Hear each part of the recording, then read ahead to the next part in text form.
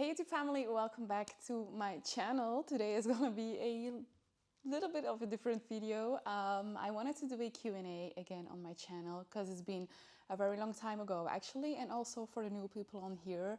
I hope you get to know me a little bit better, even though this Q&A is gonna be a little bit more specifically because as you can see, I haven't announced anything yet on this channel.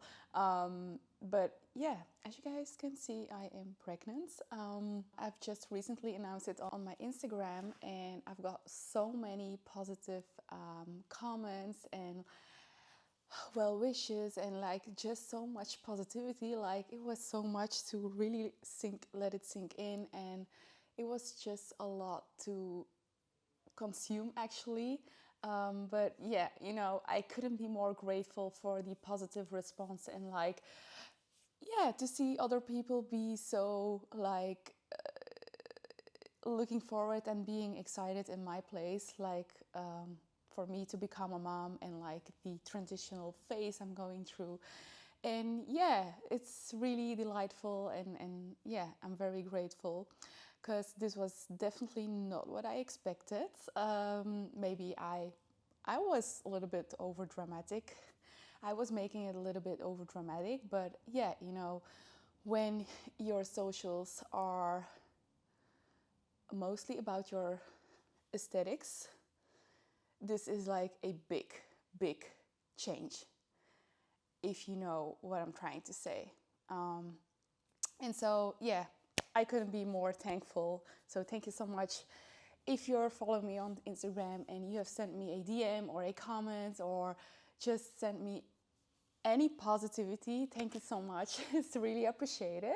And yeah, so today's Q&A is gonna be a lot of pregnancy questions actually, because I was kind of surprised how many of you actually had questions regarding the pregnancy, and yeah, also it's new for me, so I'm very excited to answer those.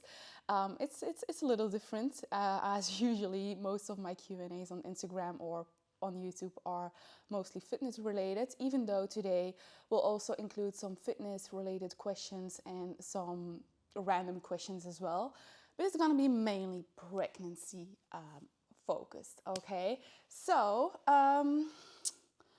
let's have a look. First question is, how do you deal with cravings or the urge to eat more, or just too much focus on food on itself? Now, I must say, I'm someone that loves to eat, hence why I've never been like very skinny. I've never been super obese neither, but I've always been someone that loves food. However, I am also someone that is not very sensitive to binging. I think this is a very important one when it comes to this question, because when you're not sensitive to binge eating, you can actually handle cravings quite well. And also the last couple of years, I've really found like a very good balance with my nutrition, with my training, and just my fitness lifestyle in general. Yeah, when I crave some chocolate, for instance, or pizza or French fries, I will allow myself to eat it. But I know for myself that after eating a little bit of it, it's fine for me. My craving is gone. I'm happy. I'm satisfied, and this is basically where I have everything under control. But if you're not someone that can have this under control, it's tricky. And then I would definitely advise to, first of all, not always allow yourself to, you know, dive into your craving, or how do I need to say it, like indulge into your cravings. Have like a specific routine for yourself. For example, like you can have, if you're someone that cannot wait for like a cheat day, as we call it, for one cheat day during the week, and you find it very difficult to wait until that one specific day. What can also help is to allow yourself to eat a small piece of whatever you crave every single day, and really calculate it into your calories for every day, and so that you have something to look forward to every single day. This is absolutely possible with any kind of your fitness goal, actually. So this can really be a helpful tip. Also, cravings usually happen when you're not satiated. So make sure you're eating a high protein, high fiber diet, and you will also crave less of those sweet foods or sugary foods or fast foods. So yeah, it all starts with the basics, actually. And then what I do for myself as well, when, for example, I've just eaten and I'm craving already something else, is just, shift my focus to something else. Like, instead of being focused on food, do something else. Like, distract yourself, and like, make sure that you don't allow yourself to focus on food for that moment. Okay, if you can distract yourself, you will forget it, and you will also forget your craving. So then the second one is off. I've been off 4 months. Oh wait, I've been off for the gym. I've been off the gym for 4 months of health issues. Do you have any tips for when I made my comeback? Now, speaking for myself, I never took a break like 4 months from the gym in all of the years I'm training. So I can actually not know how this would feel. Like, the longest I took a break was, I think, 2 months after my breast surgery, which is already a long time ago. But 4 months off is actually a quite long time. So it is important to not jump right back into your previous program and what you're used to do, because your body will be shocked, actually. So it is important to take small steps again. So I would say, like, take around one to 2 weeks of like taking small progressive steps that lead into your usual routine again. And don't jump right back into your routine with the same load, with the same intensity, because you will just burn your body down, and you will be sore for, I don't know how long, but too long to properly recover.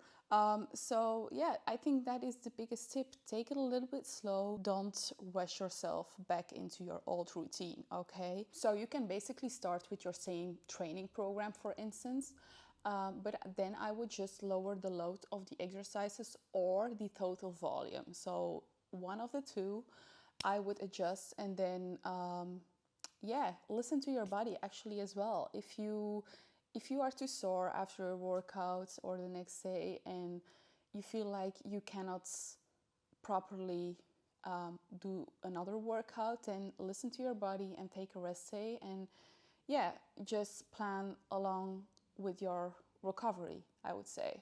Then, have you ever had any knee or joint problems with how often you train your legs? Now, to be honest, I do have a specific knee problem, but this has, to be clear, nothing to do with the way I train or the fact I have overdone myself or so. It is called the plica syndrome. I think I've spoken about it in one of my YouTube videos as well, some time ago. But it's basically like, I don't know how I should properly explain this, but it's some kind of inflammation, and it occurs with people that actually are very active. But it's not directly related to strength training. It can just happen to anyone who's just very active. And I also had an injection in my knee for the pain, and ever since then it's been quite under control.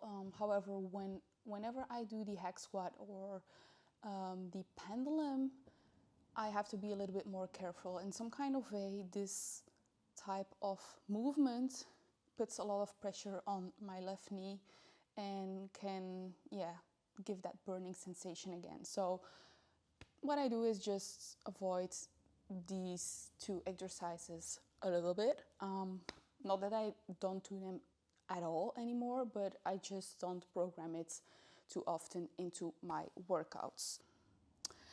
Then we've got a pregnancy related question, which is which pregnancy cream for the belly do you use? Now, this is actually a recommendation from one of my best friends who is actually also at the same time as me pregnant. We are like due 1 week. I'm due 1 week after her, so very nice to share this process and this chapter together.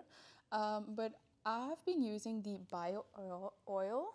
So I use this twice a day in the morning and then before I go to bed.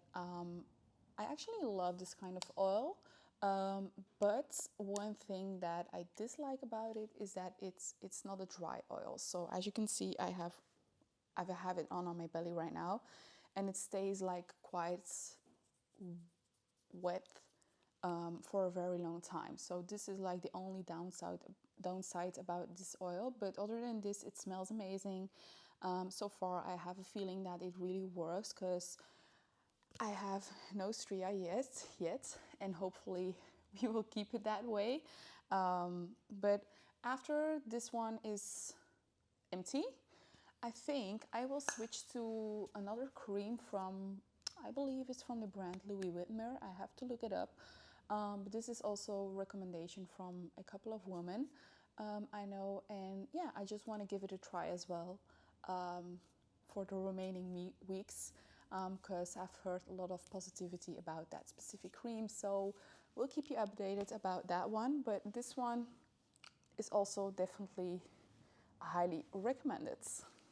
Then the next one is, do you train during your menstruation? This is something I've actually always done.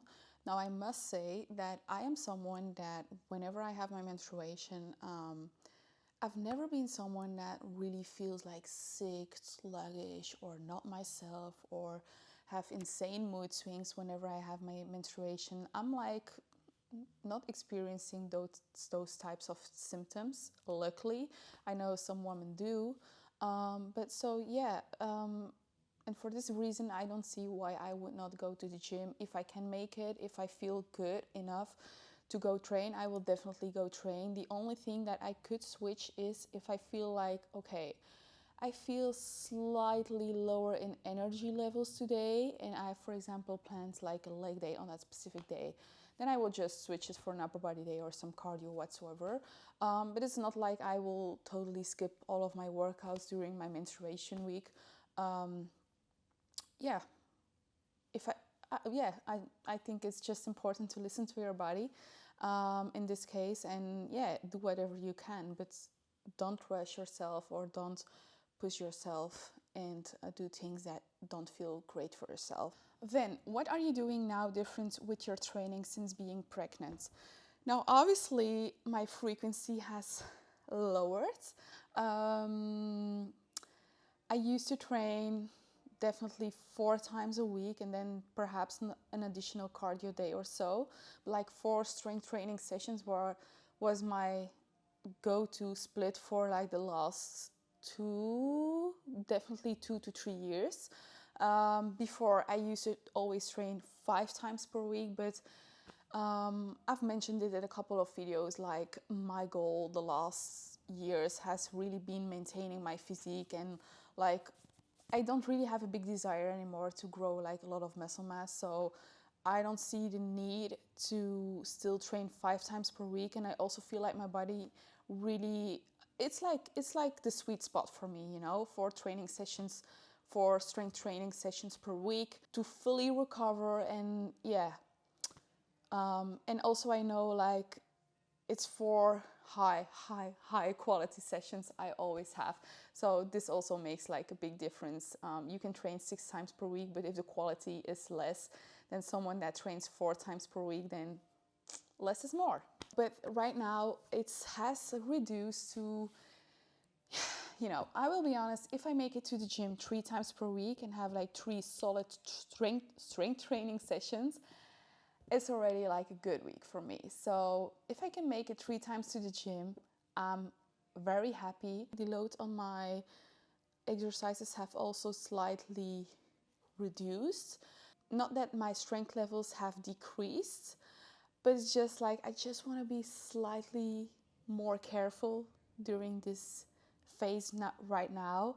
And obviously I still push myself in the gym. I think that's very important. It's also just like a mindset thing, like go hard or go home is like something that has really been inside my, it's just my work ethic. But I know right now it's not the time to set new PRs or to chase like insane, weight numbers for my squats whatsoever. I still squat as we speak. 21 weeks pregnant, I can still squat easily 100 kilos for about 6 to 7 reps, and I'm still satisfied with that. But I will not push myself to 110 or 120, which I could easily also do before the pregnancy. I think it's just, I'm just training maybe a little bit more mindful right now and keep it fun for myself, because obviously even though I'm feeling quite okay now and energetic, I don't want to exhaust myself too fast, because I know like it can really switch very fast during this pregnancy. Been there. I still make it challenging for myself, but also a little bit more enjoyable and not exhaust myself. Okay, and then the next question is, how can you recover on time if you train your legs 3 times per week? That's really dependent on a couple of different factors. Are you training your legs like fully, like hamstring, squats and glutes all in one session, like 3 times per week? Or are you separating those muscle groups? Now, speaking for myself, I've always isolated every specific muscle group in my legs. And speaking for myself, I've seen the best growth and results doing it this way. I think that's more like the old school bro split or so. But if you train your legs 3 times per week and have like one isolated quad session, one isolated hamstring session, and then one isolated glute session, and then you can, add calves to all sessions or 1 or 2 sessions, whatever you want, you can easily recover from that. But if you are training all of like your whole lower body in one session 3 times per week, then you really have to be careful with the total volume you're programming, because otherwise you will just kill your muscles, you will kill your recovery, because you basically don't, it's just too much muscle damage compared to the time to recover and build muscle tissue up. So this is a very important one. So it's important to look at your programming and then also the volume you're programming. But you can easily train your lower body 3 times per week and have a good recovery and still manage to train heavy and to not feel like drained. And it's actually what I've been doing for years and years and years. And but then obviously, aside from those 2 factors, like a high protein diet, eating enough calories to really fuel your body to start the repairing process of your muscle tissue, that is very important. But what I've also seen a big difference with is whenever I am too sore from my lower body day, I will integrate some cardio the day after, and then, for example, split it. Like, for example, I will do the cardio in the morning and then do my strength training session in the evening. But by adding like half an hour of cardio, it can really help to loosen up your muscles and speed up the recovery process. So this is definitely a great tip. Okay, this is perhaps my favorite question of the entire Q&A. And it's, how did you know you were ready for a baby? I wasn't ready, to be honest. This is I actually wasn't ready for this, and this was also like a discussion my boyfriend and I had very often. Like, he was already ready to become a dad in like 3 years ago, and so he was really longing to become a dad. And so this was often like a discussion we had, like, he asked me like, when are you ready to start with kids and have a baby? every time I got this question, I kind of got terrified, and I became sort of angry, and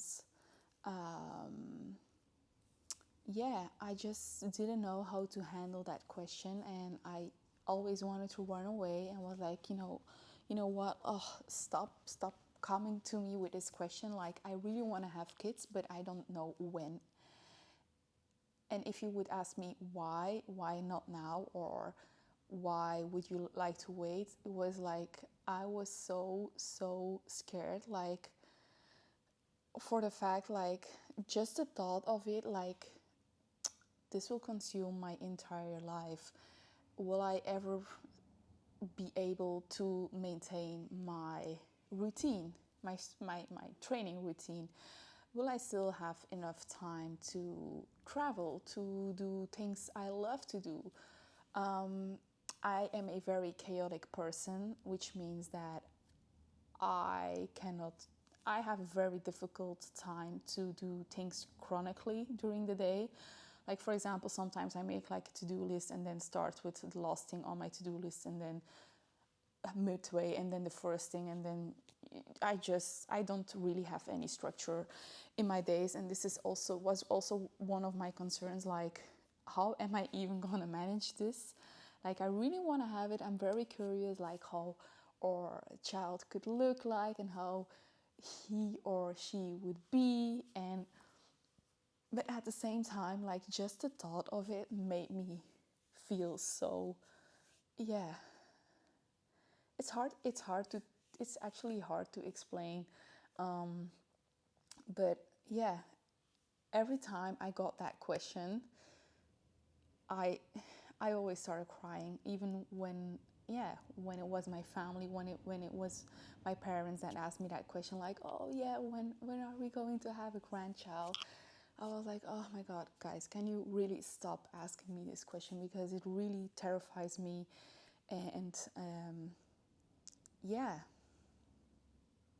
But at the same time, I've always said I wanted to become a mom when I am 30 years old. Now I just turned 29 years old, and I know, like, the clock was ticking, and yeah, the deadline, sort of like the deadline I told myself, was getting closer and closer and closer. And to be honest, it really, yeah, scared me a lot. Like, I was often thinking, like, oh my God, it's almost that time. Oh my God, am I ready for this? Am I gonna handle this? Like, will my life not be over? And even though I can also imagine, like, it's gonna be even more magical when the baby is there, like, your life is really gonna bloom in some kind of way. Yeah, I don't know, even though deep inside I know, like, majority of the people or parents say this, like, wait until you have kids, your life is going to be so much better. I don't know, there was a little voice inside me that was like, yeah, is this really going to be like this or not?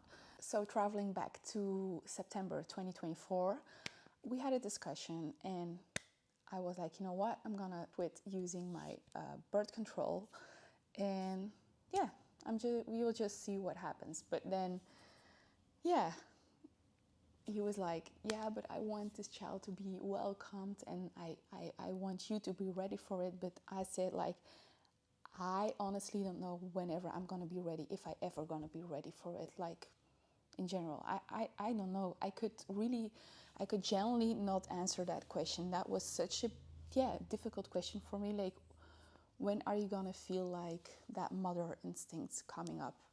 It just wasn't happening. And so at that time, I just quit my birth control, and I was just, you know what, this shit. I'm just gonna go with the flow. I'm gonna let Mother Nature and God decide whenever it needs to happen. And I'm just gonna accept it the way it is. If it's gonna happen fast or not fast, it's fine. We will see. And I will just, yeah, I was just with the mindset in it, like, I'm gonna survive it anyway, Saf. You will get through this. if everyone else can handle this, why could you not handle this? So this was sort of like a big mindset switch for me back in September. And yeah, I was just going with the flow. And then early February, I did a test and it was positive.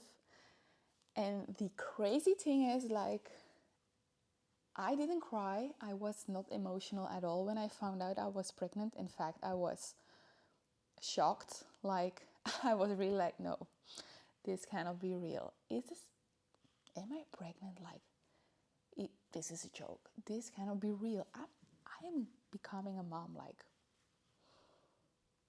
how am I gonna do this? Like, at that moment, all of my other concerns and all of the questions I've always had around motherhood and raising a child popped inside my head and were like, God damn, this is gonna be for real now. Like, Saf, right now it's your time to shine, baby. And but the funny thing is,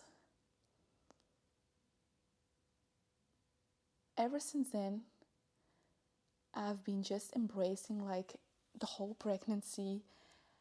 I cannot explain how much I'm looking forward to our baby. And after the first day, after finding out, like, I've not for a second been concerned, like, am I gonna handle this, or how will everything turn out, or will I be a good mom, or I don't know. I really trust the process in some kind of way, and it's so, yeah, it's such a big difference as to how my mindset was before the pregnancy, because I was so insanely,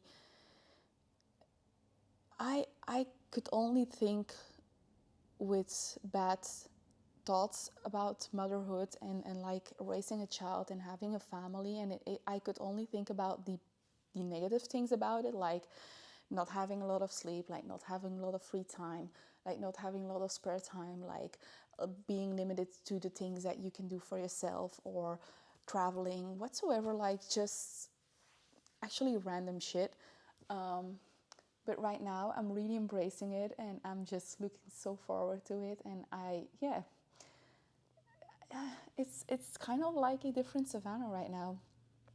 It's crazy to say, but it truly has changed me already.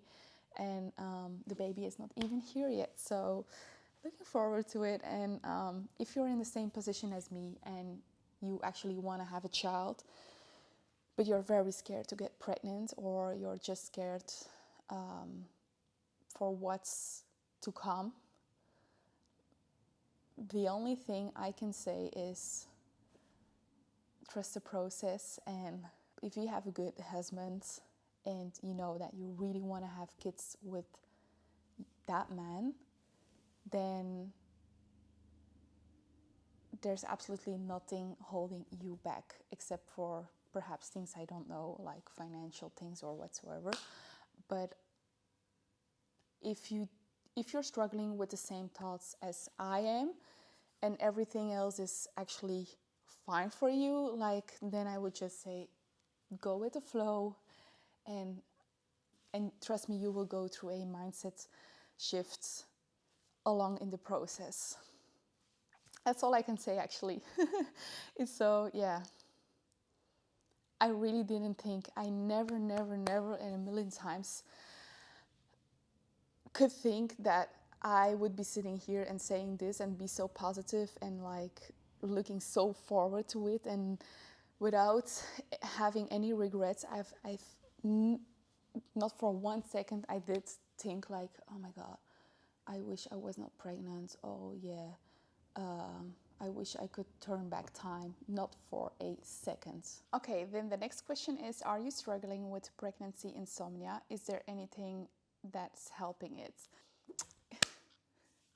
If there's one thing I think I will absolutely never ever struggle with in my life, it's insomnia. Like, I'm the easiest person to fall asleep. Like, whenever I'm just laying down here in the sofa or in my bed, I just fall asleep. I have like a series I always watch, and every episode is 30 minutes long. I don't even make it to the final end of the episode. Like, I just always fall asleep, like even before when the pause is coming, like halfway.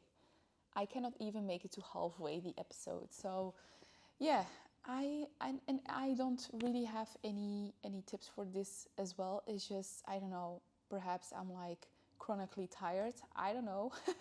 And of course during the pregnancy right now I also feel a lot more tired than before. But even though before I was pregnant, this is not something I've ever dealt with. I just can fall asleep very easily without any effort. And yeah, I think it's a blessing. I'm not sure. Yeah, if you do struggle with this, I would advise to see a doctor or some kind of specialist who can help you in this, because I can imagine that it's very draining. Then, what's the key for a long-lasting relationship? Now, you know or you don't know, but David and myself are right now, yeah, right now we are 9 years together, which is really the longest for both of us to be in a relationship, and we are very proud of that as well. We also have a very healthy relationship, and I think that's also important. You can have a long relationship, but it's not. But it can also be not healthy, you know. No, we have a very healthy relationship. We are very blessed with each other. We are happy, and yeah, right now we have our little miracle coming our way, which is an even bigger blessing, and yeah, the most beautiful gift we could get. But I would say the key to a long-lasting relationship is definitely communication, the ability to speak with your partner both ways, be open about absolutely everything. Don't feel ashamed to speak about certain topics whatsoever. You should feel like the freedom to speak about absolutely anything, and feel at peace and feel home basically to your partner. I think that's very important. And then also like trust.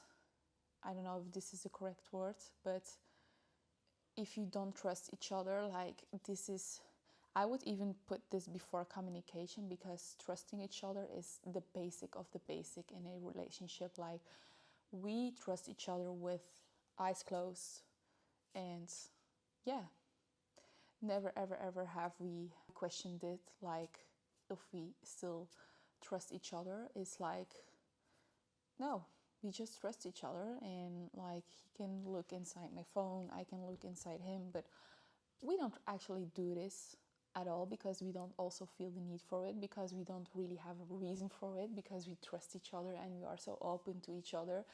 And yeah, I think that's really really really the most important thing about a healthy relationship. And yeah, trusting each other, but and also like you can be a little bit jealous, but I don't understand people that say like, oh, I'm a very jealous person. Like, this comes from a place where perhaps like in a previous relationship you got hurt or you got cheated on, that turns you right now into a person that is very jealous. Because in nature, if you have like a really good relationship and you have a partner you can trust, and you actually don't really have a reason to be jealous. And so this is also a thing with our relationship. Like, we have some sorts small degree of jealousy, but like it's very healthy, it's very minimal. Like, my boyfriend can talk with other women, obviously not, I mean, not chatting, but this is something that he obviously doesn't do. But I mean, like, yeah, he can have fun with yeah, friends of mine, or girlfriends of his friends, or like just, you know, people he know from work, or women that he know from work whatsoever. Like, I don't have any problem if he can have some fun and have like, yeah, some conversations with him whatsoever. I think you really need to give each other space also to have social contact, and don't always search like a negative thing behind it, like, or question everything like, why is he doing this, or why is he doing, no. I can also, like, sometimes if a guy is giving me a compliment on socials, like, I will also interact and say like, oh, thank you so much, blah blah blah.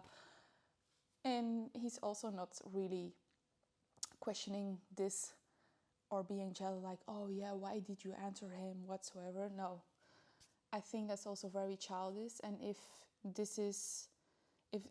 you're at this point in your relationship, then you really need to take a step back and have a clear view about what's actually going wrong in your relationship, because this is not normal. So yeah, it's actually easy peasy lemon squeezy, but I think like a lot of people make it super complicated. And also another thing is, for a long-lasting relationship, like, as I said, communication is key, but also like not with the smallest problem say like, oh, you know what, fuck off, goodbye, find yourself someone else. No, find a solution. If you love each other and it's truly your person and you really see yourself building a future together, like, fight for your relationship. Like, in those 9 years, of course we have a healthy relationship, but of course we do have our ups and our downs, and sometimes we can have a discussion whatsoever, but it's always important to find ways back to each other and to communicate with each other and find a solution and solve the problem if there's a problem. And yeah, and don't just throw the towel inside the ring. I don't know, this is like a Belgian saying, but like, I mean, just give up and say like, oh, you know what, I don't give a fuck anymore. Like, this is not, if this is your mindset, you're never gonna have a long-lasting relationship. So yeah, a relationship requires a lot of hard work from both parties, and this is something that a lot of people also don't understand, like. Okay, and then another question is, what is the best active wear for the gym? Yeah, obviously, you guys know I've been working with TLF apparel for 5 years, and it's truly the best gym wear you can have, quality price-wise. They have a lot of beautiful styles, and also during the pregnancy now, as soon as I've entered week 16, I found it more and more difficult to fit my regular clothes. And yeah, wearing loose dresses. Thank God I'm pregnant now during summertime, or yeah, spring/summertime, so I can wear loose dresses. But aside from that, like, pants are very difficult for me to find, and like all of my other things like shorts and skirts and everything, like, it's not gonna be for this year, unfortunately. So luckily my gym wear still fits amazing. It's because it's so stretchable, breathable, and such a nice fabric also to wear. It's super comfortable. And yeah, I still wear a lot of TLF outfits, even though yeah, during the day when I'm working, when I'm just at home chilling whatsoever, it's basically, aside from my dresses, my go-to outfit. Yeah. So if you girls are searching for some high quality gym wear that fits amazing, that is durable, that is breathable, that also looks amazing on your body, then I would highly recommend you to check out TLF apparel. You can always find the shopping link and my discount code in the box below. And so what else do we have? Okay, and then we've got, how did you get through the first trimester with health and fitness? I am 8 weeks and drained. Well, first of all, congratulations, girl. I think you're now gonna have your first ultrasound and hearing the heartbeat, I believe. But yeah, honestly, the first trimester, you guys have really underestimated that. If you're not pregnant, if you've never been pregnant, you can truly not understand how, like she says, like, how draining it is. Or you have to be very lucky that you're not experiencing any nausea or sickness in general. But speaking for myself, I found out I was pregnant at 5 weeks, and the nausea started at around 8 weeks for me, and it lasts approximately until week 15, 16. There was a point I really needed to go to the doctor because I could not do my daily task anymore. I was feeling so unwell. Like, when I was drinking water, I needed to throw up. When I was eating like the smallest bit, I needed to throw up. I felt extreme nauseous like the entire day. Like, usually they say like, oh, the first trimester you can experience some morning sickness. No, for me it was all day sickness. Like, the smallest things like house tasks that needed to be done, where it was just too much for me. And to be honest, the first trimester was really mentally also very difficult for myself, because I was like, oh my goodness, I cannot make it to the gym because I'm just, drained. I literally have no 1% of energy left to go to the gym and crush a workout. Like, even the thought of it made me really feel nauseous.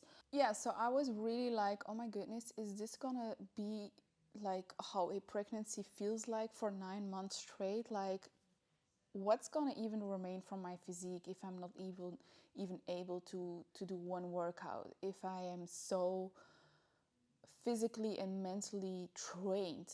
Like, aside from the extreme fatigue I was experiencing, because that was actually one of the first symptoms I had, and also the reason why I did do a pregnancy test, because the fatigue was just out of control.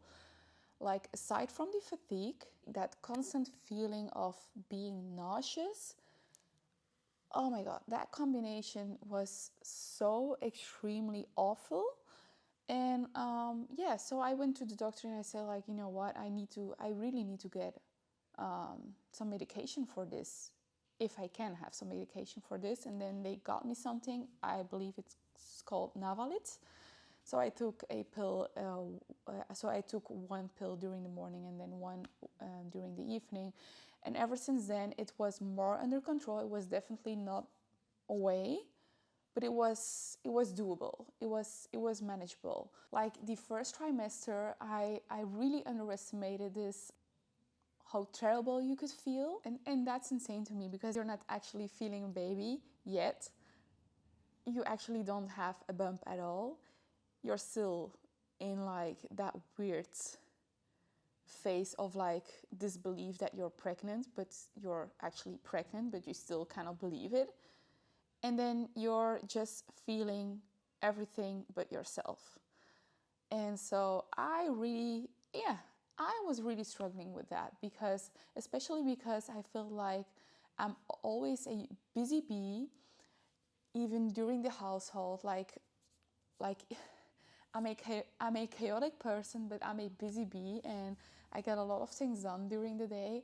And to feel so tired all the time and like unable to do my usual thing really made me feel terrible, and I was just not feeling myself at all anymore. And yeah, it was really mentally difficult to yeah to accept it the way it is. But at the same time, I was like, you know what, I cannot do anything else, because my body is just so freaking empty and tired. And yeah, I I just could not do anything else than just accept the way it is and survive and go into survival mode, actually.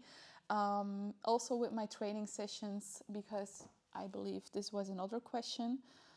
Um, then another question that is actually relatable to the previous one is it possible to train like usual when is it possible to train like usually when you have done during pregnancy, like even in initial months? Well, the thing is, I was feeling so awful. I was absolutely not feeling myself at all. That first trimester was really survival mode. And I think I can count on both hands the moment I'm speaking from the moment I found out at 5 weeks until week 6. No, until from week 5 until week 12, 13, I think I can count on both hands how many times I've went to the gym. So my training was at a bare minimum. Bare minimum. If I went to the gym once a week, it was already a win. So yeah.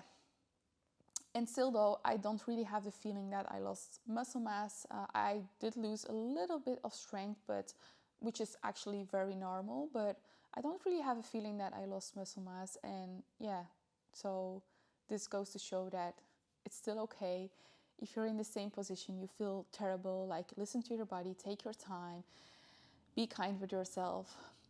It's gonna be better, I hope for you, because obviously I know some women who have been sick their entire pregnancy, which, my goodness, I'm thankful I am not experiencing and truly feeling better right now in the second trimester. But majority of women feel better after the first trimester. So stick to that belief and have faith that it will be better. And yeah, just go with the flow again. Don't rush things. Listen to your body. Be kind with yourself. And yeah, it will get better, definitely. Okay, and then we have arrived at the final question of this Q&A, which is pregnancy supplements you take for training. Now, I'm gonna just say like all of the supplements I am currently taking. And to be honest, it's not that much difference as to pre-pregnancy. Now, the first supplement I am taking is recommended by my doctor, and I think every pregnant woman should take it from day one until they give birth. And that is foliumzuur. Excuse me, I don't know the translation to English. But yeah, it's basically vitamin B9 and 11, if I'm right. So this is a supplement that is very important to take from the moment you find out you're pregnant. So I'm taking that, but I just buy this at a local pharmacy here.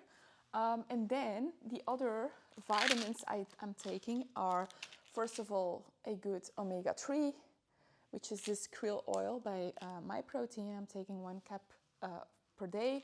And then calcium and magnesium. This is something I take all year round, basically. It's not something new. So these are my vitamins I'm taking and minerals. And then I am also still taking my electrolytes, the Hyrox powder. I just mix it in a big bottle of water and make sure it's empty by the end of the day. So I got my electrolytes in, and then finally a good protein shake. You guys know I really love the Clear Whey by Myprotein, as you can easily mix it with water. It tastes like lemonade. It has a texture of lemonade, and it's just so easy to digest as well. So yeah, still keeping up with this one. And then yeah, supplement wise, that's basically like my go-to day-to-day stack. Of course, sometimes I will have a protein bar whatsoever, but like pre-workout I'm currently not taking because it's also better to avoid caffeine during pregnancy. I've never been super dependent on pre-workout neither. So yeah, it's just also not something I am currently missing.